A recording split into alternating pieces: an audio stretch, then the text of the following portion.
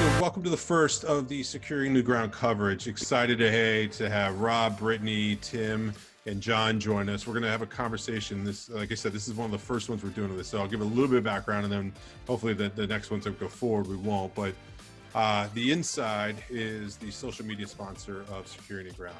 And as part of what we're trying to do is we want to create some content before, during, and after. We thought would be a good idea was to take individual, the segments that they're going to be covering, and have the thought leaders of the industry come and give their thoughts on these subjects as well, pair them with what you hear on stage, and then have an ongoing conversation after. A lot of these conferences, it's like a one-hit wonder, and then it disappears into the ether. The idea here is that with the Inside, we're going to create a platform for storytelling. So you've got this great event, ton of time and energy spent to it. Why not utilize it to help drive some of the conversation that's going on? So what we're going to do is we're going to take one of them. Like for this one, we're going to take Expect the Unexpected to Security Leaders Speak. So it's a conversation with CSOs and security executives from major industries and government, sharing their perspective on risk and threats. They'll have the McLean Group, Homeland Security is going to be there, Siemens is going to be there, and the Valero Energy is going to be there. So I thought what we would do is, that's a wide variety of people, right? So we have a wide variety here of industry thought leaders. So if I were to go around the room real quick and say, so what do you think is a major risk or a threat our industry is facing and why? What are your thoughts? So I'll start with Brittany, you go.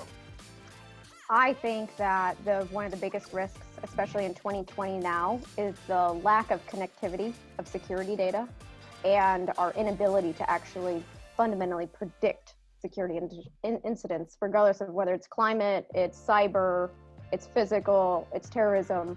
We're not connected enough actually to leverage the data to then become predictive enough to stop these events. Wow, absolutely. That's awesome. Tim. I think that's actually a really good point. But my mindset right now is complacency, right? So our world has just been shaken by COVID. We're not doing the things that we're used to doing in the timing and environments we're used to doing them in. And so a lot of our foundational assumptions are no longer true, and we're learning how to deal with that. But now we need to start paying attention to the business and making presumptions based on different outcomes for next year and the year after. Like, what could life be and how will we support the business and they're getting back to work, legal issues, regulatory issues. How are we going to help the business manage these things in an unfamiliar, agile environment? Love it. Rob, what do you think? You know, Lee, I took a different perspective on it of threats to our industry. And I look at who runs the industry today from manufacturing and integration. And I think in this era of COVID, there's a massive opportunity for disruption from people that are not in the physical security industry. That there is going to be, and there is today, you're watching new entrants come into the market. You're watching the likes of Google partnering with ADT. You're watching other megatechs come into the industry that are going to take advantage of this big gaping hole that our legacy solutions have not been able to provide answers to what we're presented with today. And it's also creating that opportunity of people wanted certain products, features, and services that have not been delivered. And new entrants are going to come in and fill those gaps and displace those legacy integrators, are going to displace those legacy manufacturers and provide entirely new avenues for revenue, service, and monetization. Love it. And John, what are your thoughts? Yeah, I agree with what everyone is saying, and my thoughts kind of wrap into what everyone has said. And I'm picking this up because I wrote it down before we even had this conversation. So my thought was that the lack of imagination and our inability to quickly respond to the changing needs of the end user or stakeholders is the greatest threat.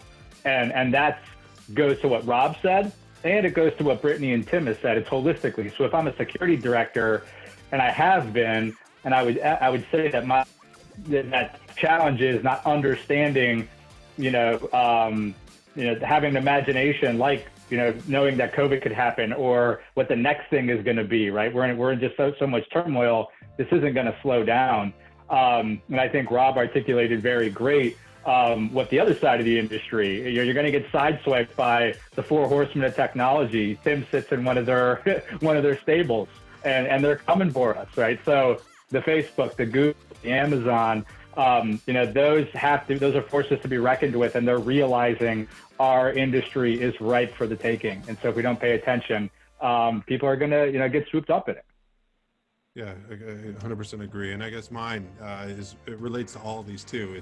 Mine is the need for more talent into our industry and our dependency on tenure as an industry, which helps with everything from new ideas to complacency to bringing in. I wonder how many people have data scientists to take a look at that within the organizations, and it's probably very low compared to other places where, even if they don't have it, the curiosity and the thought to how to go get it and sort of experience it doing it other places.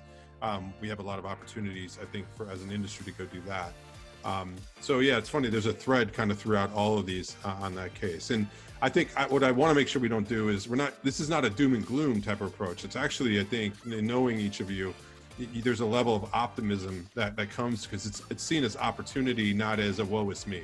Is that fair to say? Yeah. It can be exciting. Rob nailed it. Yeah, I mean, Rob said there's great opportunity in all of this. And so any one of our market leading companies are in an excellent position if they just turn their head and see what's happening next to them, or take a step back and look at the full field view. So this isn't, woe is me, our industry is crashing. This is awesome if we figure out how to explore and exploit it. Agreed. Absolutely. Bringing in that talent, Lee, that you just addressed, and it begins to weave through all of our thoughts as well, and brings up another topic of cybersecurity. There is not a lot of talent in the cybersecurity space within physical security manufacturers and physical security integrators and other constituencies that, for the most part, the physical security industry has existed in an offline world. And the proliferation of cloud-based technologies and services and other things really put the impetus on those manufacturers and integrators to deliver a cybersecurity solution that they are versed on and competent on, and quite frankly can elevate their games to what that end user, whether it be a government or an institutional or even residential, has come to expect of what are they doing. And it's going to bring more opportunity to other individuals to infiltrate the physical security space from a talent space, because it's not here right now. Absolutely. All right. So, well, I appreciate each of you giving your insights and thoughts, especially around the expecting the unexpected and the risks and threats.